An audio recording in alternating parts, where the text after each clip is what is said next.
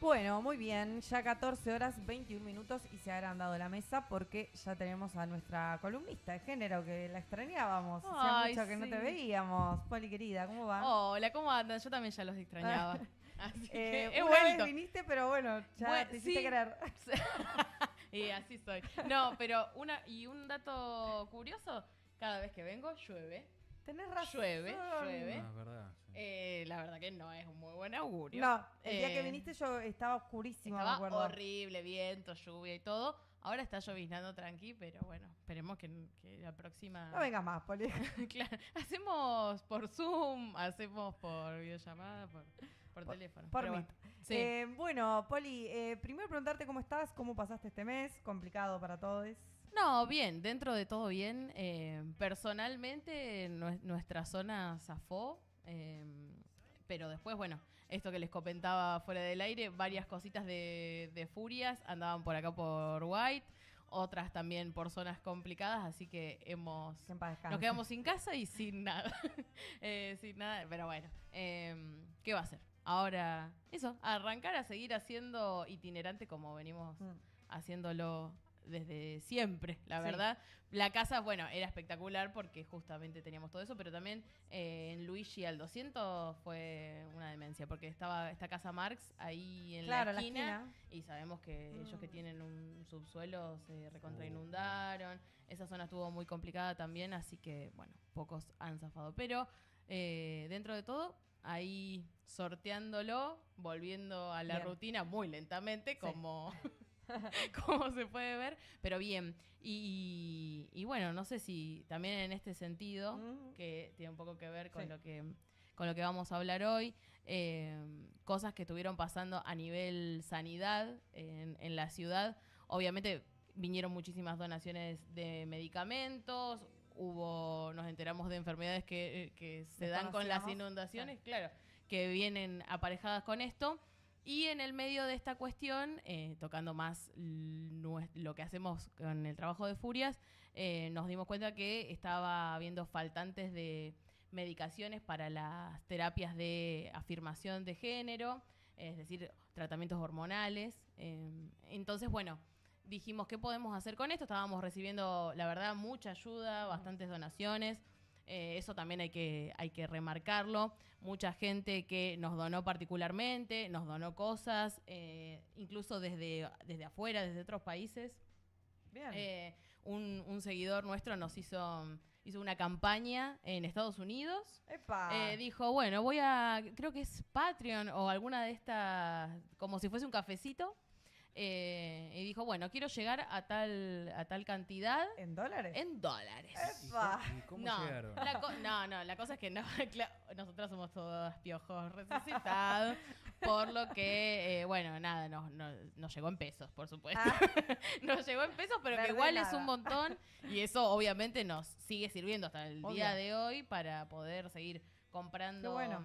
estos insumos, también para restoquearnos en nuestros propios proyectos, como por ejemplo el proyecto Binders, que también es un proyecto que atañe a la salud trans, que bueno, después si quieren Podemos ampliar ahí, sí. les sí, comento de qué se trata, pero bueno, estamos en eso muy agradecidas. Obvio. Así que bueno, justamente esto, en el marco de toda esta catástrofe, se nos ocurrió a Mako particularmente, que tiene una cabeza espectacular, dijo, che, ¿y si compramos valerato de estradiol, que es una de estas drogas que se necesitan en estas terapias, y lo donamos al consultorio de diversidades? Y bueno, obvio, enseguida fuimos, porque aparte la plata hay que gastarla, porque Claro. se esfuma Sí, en en 2 las segundos. manos. Sí. Así que, bueno, allá fuimos, compramos 51 cajas de valerato de estradiol y se las acercamos al consultorio de diversidades, que funciona en el hospital municipal.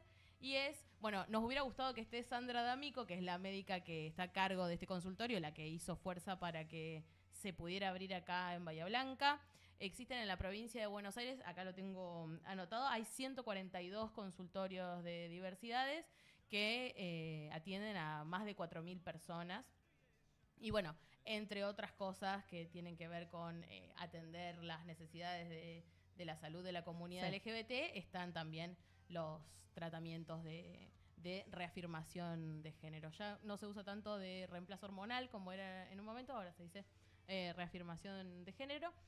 Y bueno, allá fuimos, estamos siempre haciendo trabajo mancomunado con Sandra, viendo, o sea, siempre Perfecto. tratando de tener diálogo con el sistema de salud público, Sí. y haciendo fuerza justamente para que estos tratamientos, o sea, que se cumpla la ley de identidad de género en principio, que también era un poco lo que hablábamos antes, sobre todo con este vapuleo constante, y que hubo también polémicas, no polémicas, hubo una prohibición del gobierno, ¿no? En la ley de, primero, instalar que se estaban realizando cirugías de reafirmación de género En menores. De en castración, menores, decían, claro, ¿no? sí, Claro. sí, hablaban de mutilación, de Sí. castración, de que les Sí, amputaban sí, sí. en esas palabras. Eso, dicho por los profesionales que atienden estos consultorios, no es real, o sea, no se hacen este tipo de intervenciones en menores de edad. Bien. Lo que sí pasaba o sea, lo que pasa con la ley es que dice que a partir de los 18 años uno legalmente puede realizarse esta cirugía sin ningún tipo de permiso extra o lo que sea. Pero bueno, también estaban aparejados con lo que dice el Código Civil y Comercial, que es como que a partir de los 16 años vos tenés autonomía sobre tu propio cuerpo. Bueno, eso se prohibió y ahora solo a partir de los 18 años se puede hacer esto.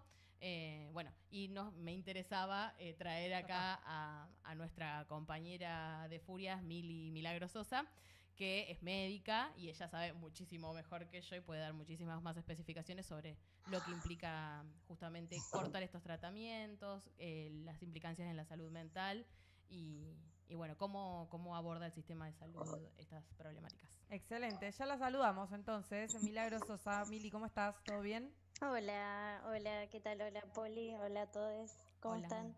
Bien, bien, todo tranquilo. Queriendo, bueno, conocer un poco más, meternos un poco más. Y viste que acá es así. No es lo mismo que te lo diga cualquier persona que te lo diga una médica o un Claro. médico. Es como que es palabra Profesional. autorizada, sí. Así que, Mili, contanos un poco esto que, no sé si escuchabas recién la introducción que hacía Poli.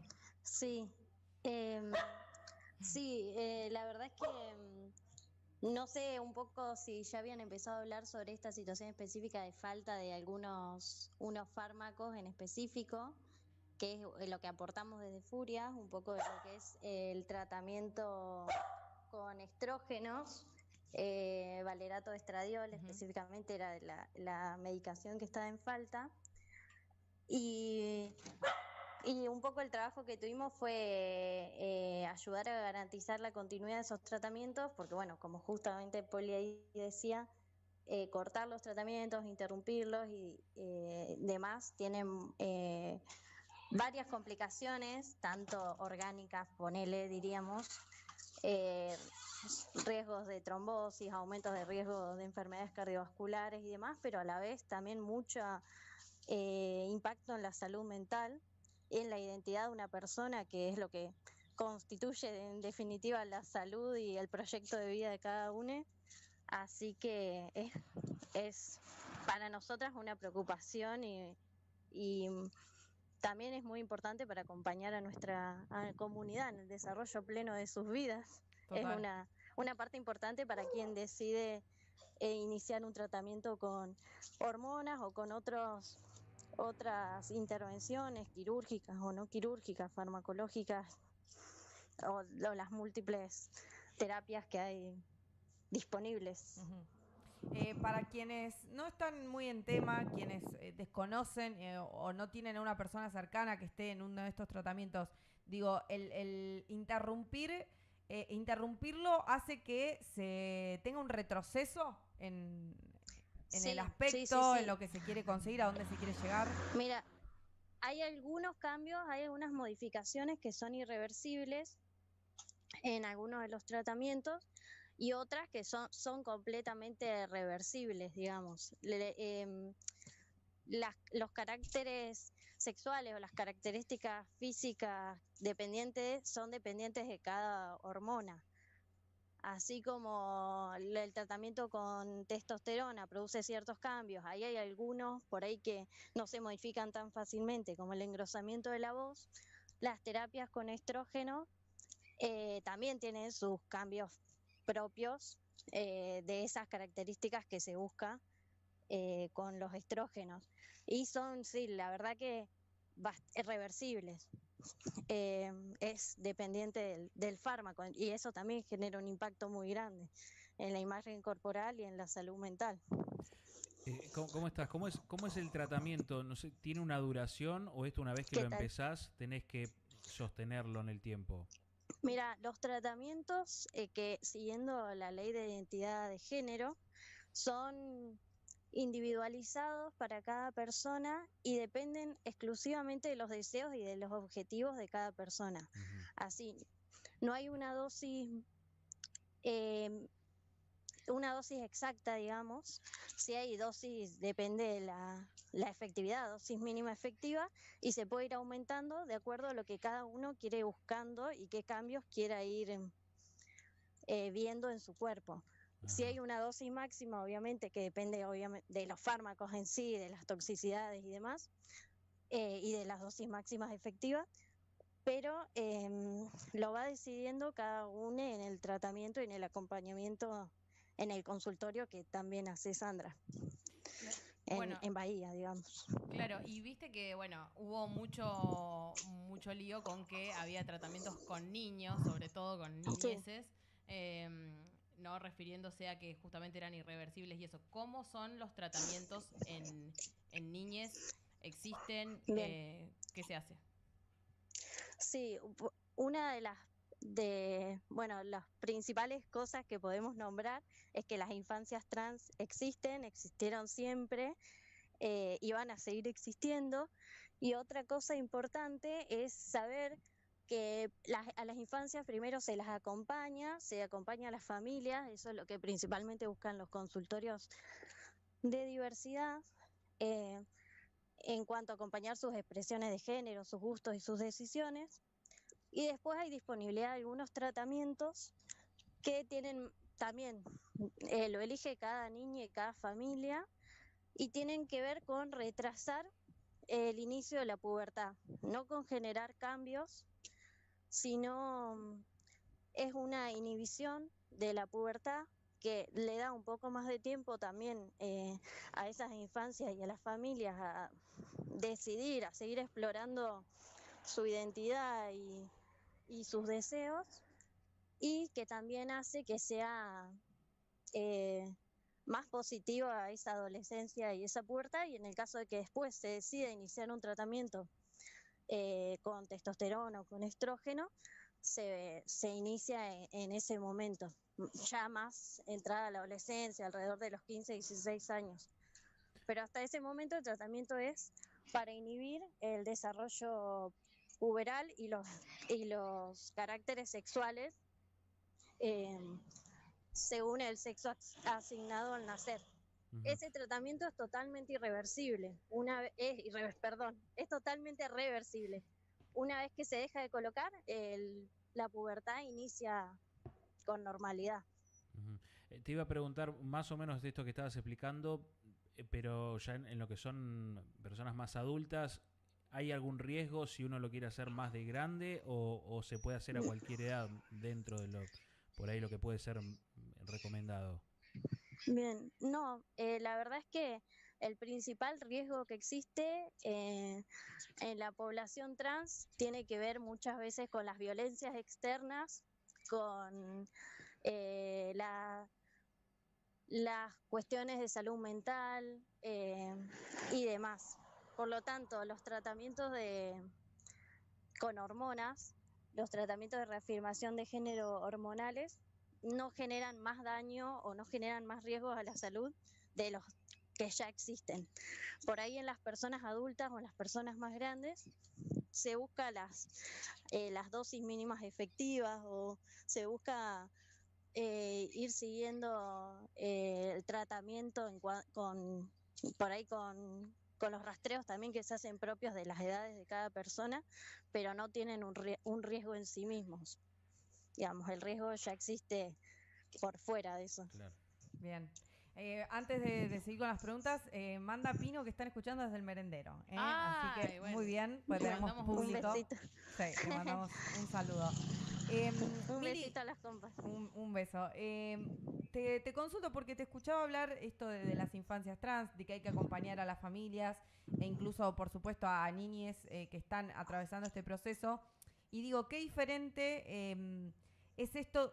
Ahora se está poniendo muy en duda todo, ¿no? En la época en la que estamos atravesando, en la que todo es cuestionado, cosas que por ahí parecían que ya estaban aceptadas o que por ahí generaban algún tipo de controversia, hoy directamente se las prohíbe, se posiciona como todo negativo. Digo, como para que nos cuentes, vos y Poli también, que por ahí están un poco más en tema, ¿cómo eran esas infancias antes de que esté todo tan aceptado y todo tan cubierto por la salud? Digo, esos niñas, niños, ¿crecían en qué ámbitos? Porque, digo, vos lo dijiste muy bien, existieron siempre las infancias trans. No, bueno, ¿Escuchan yo los creo... pájaros? ¿Dónde está Zoológico, Billy? Bueno, no, a ver, sí, por supuesto que No, yo siempre lo que iba a existieron. decir Sí. es que eso por ahí, no sé si en primera persona nosotras lo sabemos, pero eso lo podemos saber de las vivencias de Sí. nuestras compañeras, compañeros y compañeros adultos Ujú. que han atravesado cada uno con su historia personal, pero en la gran mayoría un montón de situaciones de violencia desde las infancias por su identidad. Sí, totalmente. Y hablando específicamente de esto que estábamos hablando, justamente los consultorios de diversidad existen por una razón, que es que aún al día de hoy a la comunidad LGBT se le dificulta el acceso a la salud, se le dificulta un acceso a la salud que tenga perspectiva de género, que tome en cuenta estas identidades, que sepa cuáles son las necesidades específicas. Entonces, por eso siguen existiendo todavía estas cosas, más allá de que a nivel social quizás veamos un cambio, que haya, ¿no? La ES y todo esto que hablamos, que está como a medio camino, Sí. y pareciera muchas veces como que se retrocede incluso un poco, justamente cuando desde un gobierno se baja línea de, bueno, eso, de poner en duda nuestras identidades, nuestras existencias, otra vez poner en duda esto que yo decía la otra vez de si somos o no sujetos de derecho. Claro. Entonces, bueno, sí es así, ha cambiado mucho. De hecho, yo creo,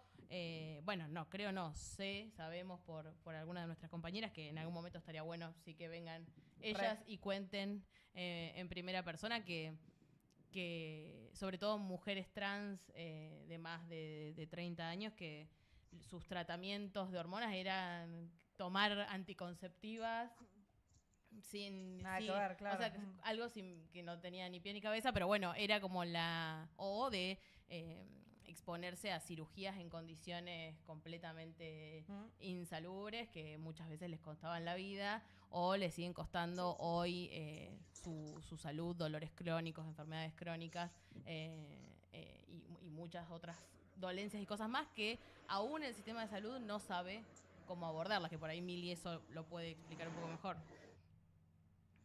¿Mili?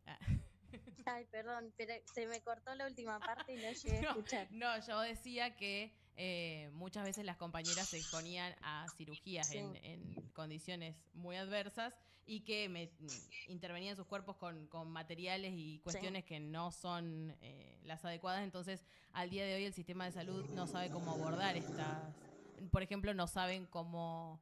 No, sí, totalmente. Hoy en día también el sistema de salud o la medicina específicamente no sabe muchas veces cómo acompañar y cómo tratar esas cuestiones, como ya sean silicolomas o infecciones derivadas de la migración de las siliconas, dolores, un montón de problemas a los que han estado expuestas muchas de nuestras compañeras. O de otras cuestiones quirúrgicas, como vos decías también, de intervenciones o tratamientos. Esta es uno de los principales desafíos. También Eh, Hay que pensar que muchas de nuestras compañeras no llegan, no, sigue siendo la esperanza de vida 35 años para las personas trans. Entonces, después acompañar esas vidas adultas que han estado expuestas a mucha violencia institucional y a mucha violencia médica, falta de acceso a servicios de salud y a un montón de necesidades, es todavía es como una cuenta pendiente. Claro, claro. Y bueno, esto habla también un poco de esto que vos mencionabas, Mili, de la expectativa de vida. Digo, mejorar esos números, esos valores, habla de una responsabilidad y de una deuda que todavía tiene el Estado, ¿no? Para con el colectivo trans en este caso, porque no es solo de la sociedad en general, sino de quienes tienen a cargo la salud, la educación, el aspecto laboral, digamos, son muchas cuestiones que son importantes y que hacen que la expectativa de vida sea mayor en unos años. Esperemos que este número avance porque es importantísimo, pero necesita de la responsabilidad de todas las patas del Estado. Sí. Se te No, topa. sí. Bueno, hablando un poco de los consultorios de diversidad también y como para dar algunos números de estas cosas, ¿no? Que parecía como que había niños operándose o hormonándose a mansalva. La realidad es que los últimos números que hay de estas 4.200 personas que se atienden en los consultorios de diversidad, solo unas 50 son menores de entre 16 y 17 años. Y bueno, otra cosa además que también estaría bueno hablar próximamente con Sandra D'Amico, que también está trabajando en generar una asociación civil, creo que es algo así, que también lo hace desde su consultorio, pero bueno, está bueno institucionalizarlo para hacer un poco más de fuerza también, sobre el acompañamiento justamente a las familias, ¿no? Laburar en conjunto con las familias para que estas cosas, ¿no? Que en principio podamos comprender a las infancias y hacer un camino más amable para todos, porque es cierto que todavía hay muchos prejuicios, hay muchos miedos, a veces los papás tienen son lógicos miedos, también. Claro, no un miedo transfóbico ni homofóbico, sino justamente como del mundo que a veces es muy hostil y es real. Sí. Entonces, bueno, lo importante en ese caso es tener la información, saber que existen estos espacios. En Bahía funciona muy bien desde que está y bueno, hay que estar atentos a este tipo de cosas, ¿no? De los faltantes en estas medicaciones. Hasta el momento, por ejemplo, de HIV no había pasado, que en otros lugares sí sucede, pero bueno, están habiendo algunos movimientos que indicarían que puede haber problemas próximamente, entonces nada, es importante saber que existen estos espacios, cuidarlos, protegerlos a toda costa, porque bueno, son espacios que ayudan a garantizar derechos, ¿no? Sí. Y eso, que exista en un hospital municipal, en un hospital público, está bárbaro, porque significa eso, que cualquiera puede acceder y bueno, eso nos hace más libres. Por ahí sí es un cliché, pero es un poco la realidad. Y también asistir a un lugar donde sabes que la persona que te va a atender está preparada en materia de género, ¿se entiende? Sí. Y no es un médico genérico que capaz que es un poco a la buena de Dios, ¿no? Que te toca, de que puede estar preparado como no.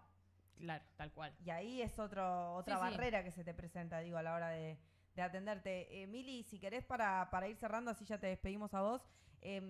No sé, contame un poco desde tu mirada, desde tu opinión, en qué situación está la medicina con respecto a la población trans. Digo, ¿qué falta todavía? ¿En qué falta avanzar todavía, ¿no? Desde el sistema de salud. Sí, bueno, desde mi punto de vista particular, que está, bueno, un poco atravesado también por la militancia en Furias con mis compañeras y con mi experiencia luchando un poco también por los derechos junto a nuestra comunidad. en mi opinión está bastante atrasado, le falta bastante al sistema de salud y le falta bastante al sistema médico en general. Falta en la formación, perspectiva de género, pero una perspectiva real, una perspectiva no binaria, una perspectiva que piense también en la interseccionalidad. En eso el sistema médico sigue siendo bastante hegemónico, bastante binario, ya desde lo que estudiamos y cómo estudiamos las anatomías y las cuestiones del cuerpo. Es difícil después procesar el cambio o insistir un poco en el cambio para los profesionales. Si bien se trabaja mucho, o en el último tiempo se ha trabajado un poco en acercar capacitación sobre perspectiva de género y sobre derechos. Justamente ahora estamos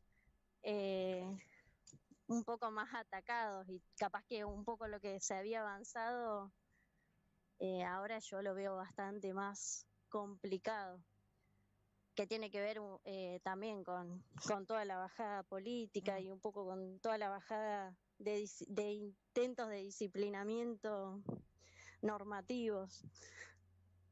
Hay mucho, o sea, hay lucha por el cambio, hay muchos sectores también dentro de la salud intentando el cambio, pero bueno, yo creo que todavía nos falta bastante. Bien, bien. Bueno, Mili, gracias por estos minutos, por la info también más clara, más concisa sobre el sistema de salud, aparte que estás dentro de él, así que está bueno también tener ese testimonio y bueno, seguramente en algún otro momento, en alguna otra columna nos estaremos comunicando para seguir charlando. Bueno, muchas gracias por el espacio y por la paciencia. Nos vemos. Saludos a los perritos, a los pajaritos que sonaron todos. Sí.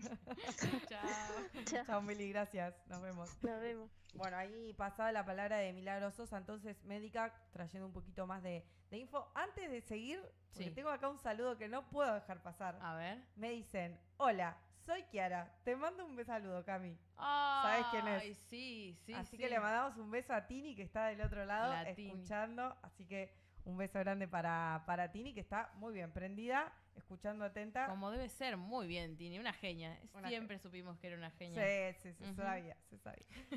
Bueno, Poli, me interesa hablar un ratito más, no sé si habías traído algún dato más para compartir, si no, bien, va a ser de charla, pero son temas que generan mucha controversia.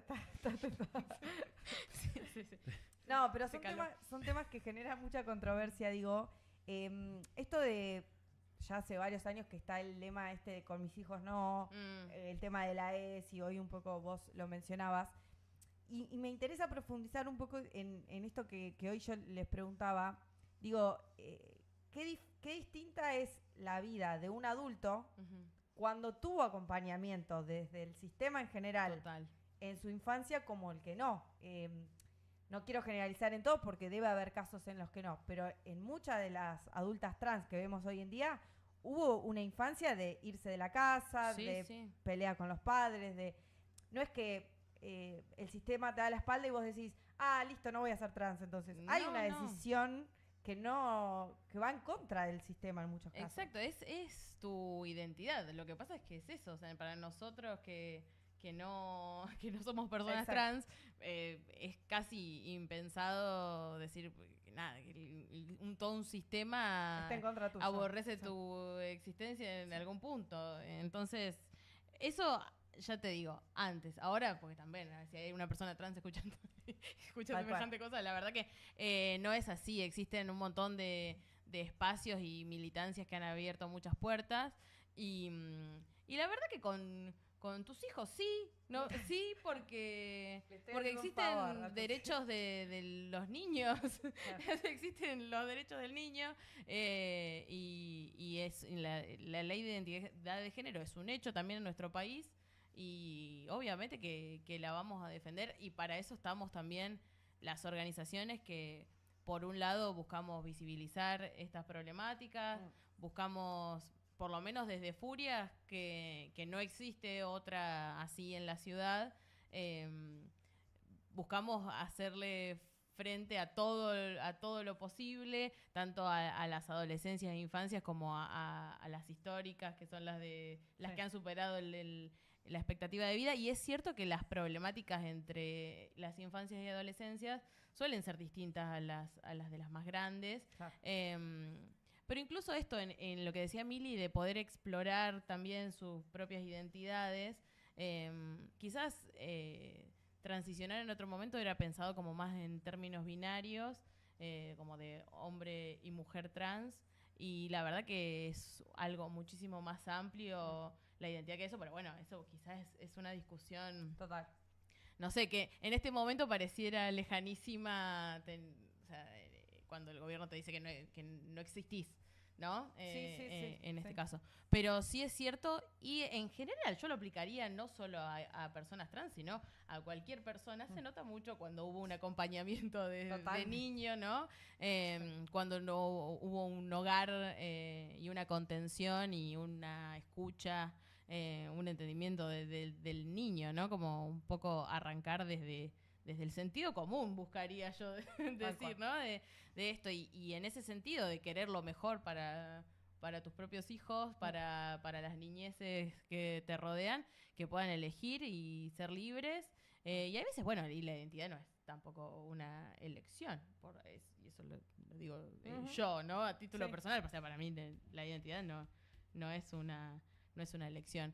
Entonces, sí, obvio, nosotras buscamos eso, visibilizar estas cuestiones que van faltando, que existen en la ciudad, lugares a donde recurrir. Ahora, ¿cómo se llama a las que están escuchando? Les digo, porque hay un grupo de adolescentes trans que tienen también su orga, SAC, y no me acuerdo el otro. Ahora, bueno, si está Pino por ahí del otro lado. Sí, no sé por qué se me fue. Pero bueno, por ejemplo, el consultorio de Sandra D'Amico tiene un Instagram también donde da mucha info, que se llama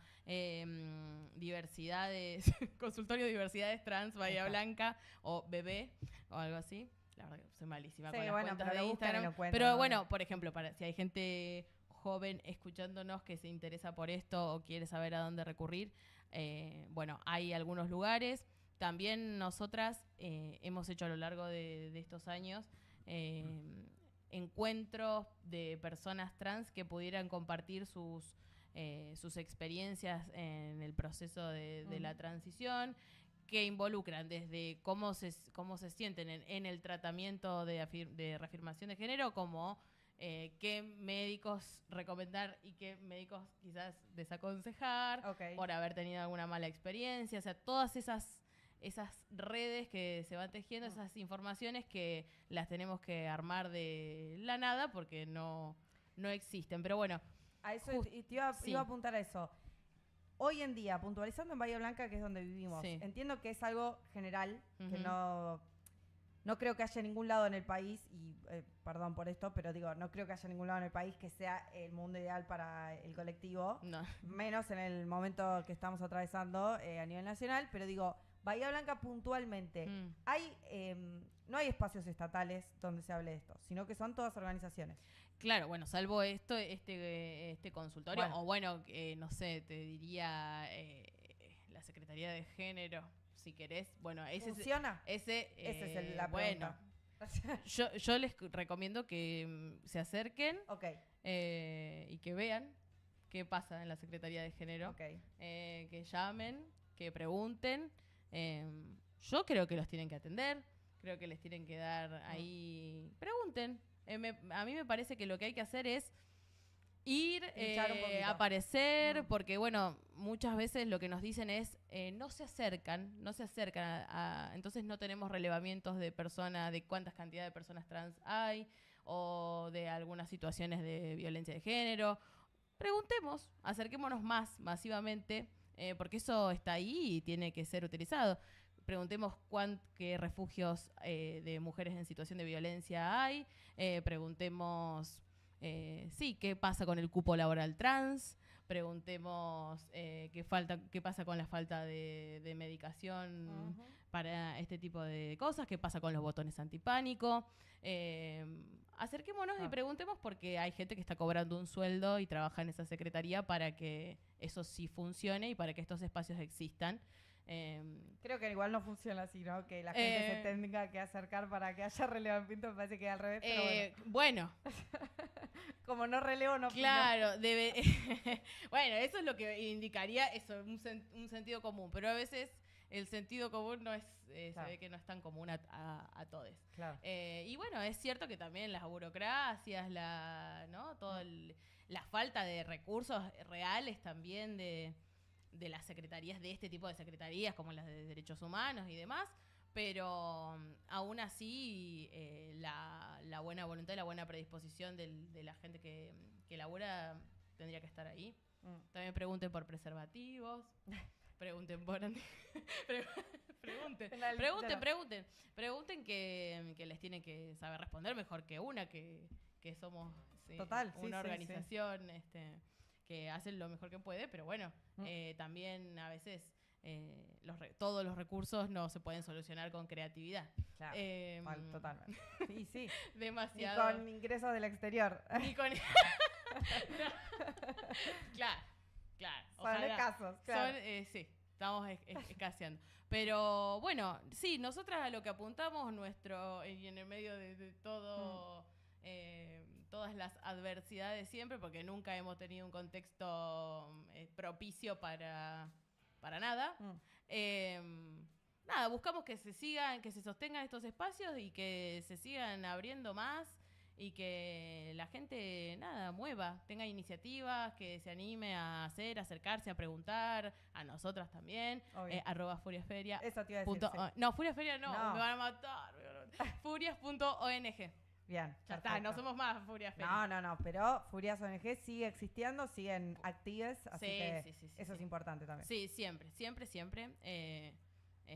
activas en lo que podemos, ya te digo, itinerante ahora y bueno, bancando por ahí más que nada lo que quedó después de la inundación, pero justamente también atentas a estas cositas estas cosas que van pasando en otros ámbitos. Y en cuestiones puntuales, siempre están publicando, si alguien necesita algo puntual, digo, en pérdidas materiales me refiero, o medicamentos, lo que sea, siempre ustedes están publicando ahí en redes. Escríbanos y vemos qué podemos resolver. Y otra cosa es que ahora lanzamos una campaña de voluntarios y voluntarias de auto, que es algo que hacíamos en su momento después de la pandemia, bueno, durante la pandemia y luego... armábamos recorridos con autos de gente que se copaba y repartíamos bolsones de mercadería y lo que sea que se necesite. Furias no trabaja en un solo barrio o en una sola zona, sino que abarcamos un montón de... Bueno, toda la ciudad, la verdad, y más porque justamente... Trabajamos con gente de la comunidad LGBT y mujeres en situación de vulnerabilidad principalmente, entonces están por todas partes de la ciudad. Y bueno, justamente ahora que no tenemos un espacio desde donde salir, también donde guardar todas las donaciones, tenemos por aquí y por allá, también necesitamos esa movilidad imperiosamente. Así que nada, es eso. Si tenés un auto, una camioneta y un ratito y tenés ganas de dar una mano... vamos. Furias.ong, nos escriben y el WhatsApp es 291-4321-434. Perfecto, impecable, de memoria, impecable. Poli, gracias por haber venido. Gracias a ustedes. Increíble la columna, vamos a seguir con temas. Me interesa esto de traer entrevistas, Sí. Está bueno, lo podemos trabajar porque creo que también le puede aportar mucho a la visibilidad, así que está bueno, vamos a seguir con esto.